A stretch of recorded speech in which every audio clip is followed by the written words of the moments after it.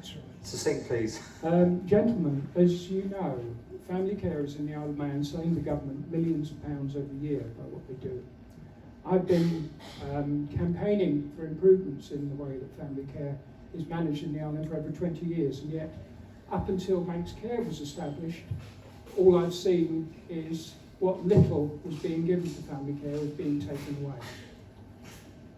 Happily, since Manx Care came in, in fact I've had more positive response from Manx Care in the matter of weeks that I've been talking to them this year than I've ever had in 20 years from the department. During that time, I've been involved not just in looking at all aspects of family care, including housing.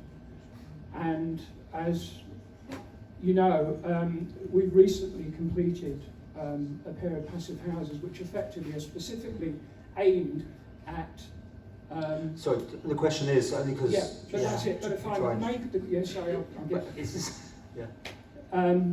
The point is that the way forward, if the government wishes to maintain family care as a viable option in the Isle of Man, family carers need to be established as professionals in their own right, because at the moment they're treated with disrespect on a grand scale by the department, and effectively you cannot.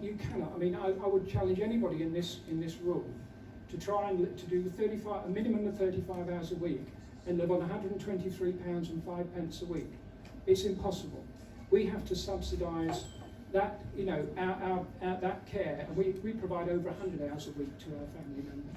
So you want paying for it? You want the government taking on? Thousands of pounds. But what's the question? You have a statement. The question is, I think it's critically important that this next government effectively examines the role of family carers in the Isle of Man, basically establishes them as with respectful professional status, and effectively on the basis of that starts to reward them with a living wage.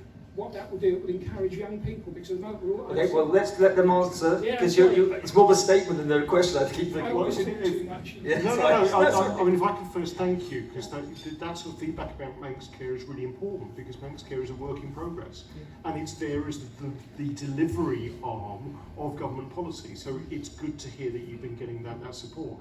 I think you make a very valid point about informal carers. Informal, no, they're not. They're doing the work, but it's the way they're treated by the state and supported by the state. And that brings in the way we deal with things like respite care. It also deals with the way we work with the third sector to make sure they can support carers as well.